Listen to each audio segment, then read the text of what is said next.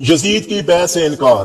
حضرت علی رضی اللہ عنہ کی وفات کے بعد امام حسن رضی اللہ عنہ نے خلافت سے دستبرداری اختیار کر کے حضرت میر معاویہ رضی اللہ عنہ سے صلح کر لی، لیکن میر معاویہ کی وفات کے بعد خلافت کے مسئلے نے شدت اختیار کر لی۔ حضرت امام حسین رضی اللہ عنہ اور آپ کے چند ہم خیال ساتھیوں نے میر معاویہ کے بیٹے یزید کی خلافت کو ماننے سے انکار کر دیا اور اس کی بیعت نہیں کی، کیونکہ آپ خلافت کا اہل نہیں سمجھتے تھے۔ آپ نے یزید کی خلافت کے خلاف جہاد کر کے اسلام کی عزت و عظمت کو ہمیشہ کے لیے بچا لیا۔ حضرت امام حسین رضی اللہ عنہ یزید کے کردار سے اچھی طرح واقف تھے، اس لیے جب مدینہ منورہ کے گورنر ولید نے آپ کو بیعت کے لیے بلایا، آپ نے انکار کر دیا، کیونکہ آپ جانتے تھے کہ اس کی سیرت پاکیزہ نہ تھی، اسلامی حکومت کا یہ سربراہ نہیں ہو سکتا۔ آپ کے نزدیک یزید خلافت کا کسی طور اہل نہیں تھا۔ اسی دوران میں کوفہ کے لوگوں نے آپ کو بلایا اور یقین دلایا آپ کوفہ آ جائیں، آپ کی بیعت کی جائے گی اور امت کو نااہل حکمرانوں سے نجات دلائی جائے گی۔ حضرت امام حسین رضی اللہ عنہ نے کوفیوں کے مطالبے پر اپنے چاچا زاد بھائی حضرت مسلم بن عقیل رضی اللہ عنہ کو کوفہ بھیجا، جہاں ان کا پراتفاق طریقے سے استقبال کیا گیا۔ جہاں کے حالات دیکھ کر مسلم بن عقیل نے امام حسین رضی اللہ عنہ کو کوفہ میں تشریف لانے کو لکھا۔ اسی دوران یزید نے کوفہ کے گورنر نعمان بن بشیر کو معزول کر کے عبید اللہ بن زیاد کو کوفے کا گورنر مقرر کیا۔ اس نے بیعت کرنے والوں پر اتنی سختی کی کہ تمام مسلم بن عقیل کا ساتھ چھوڑ گئے۔ حضرت امام حسین رضی اللہ عنہ مدینہ سے مکہ آئے، وہاں سے کوفہ روانہ ہو گئے۔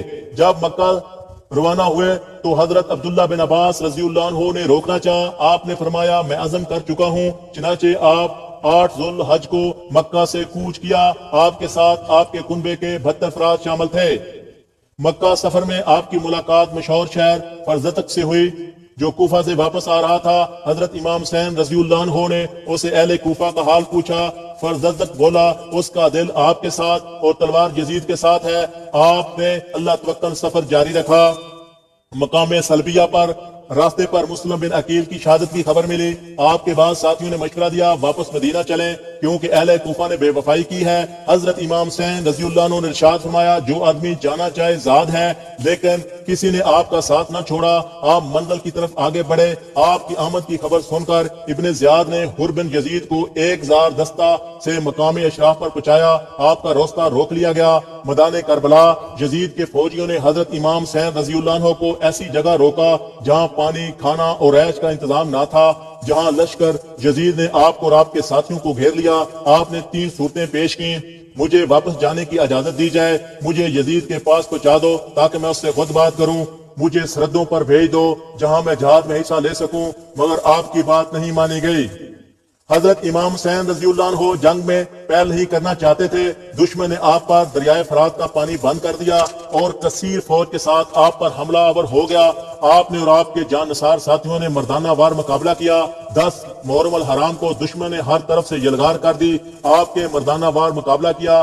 آپ کے خاندان میں سوائے حضرت امام زین العابدین کے جو بیمار تھے کوئی نہ بچا، تمام شہید ہو گئے۔ حضرت امام حسین رضی اللہ عنہ 10 محرم حرام 61 ہجری کو میدان کربلا میں لڑتے ہوئے شہادت پائی۔ انہوں نے حق و صداقت اور دین اسلام کے تحفظ کی خاطر نہ صرف اپنی جان کا نذرانہ پیش کیا بلکہ اپنے کنبے کے بہترین قیمتی لال بھی دین کی خاطر قربان کر دیے۔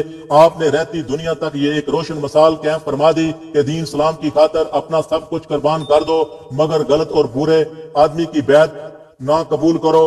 آپ صحیح معنوں میں حق کے دائی اور نامبردار تھے۔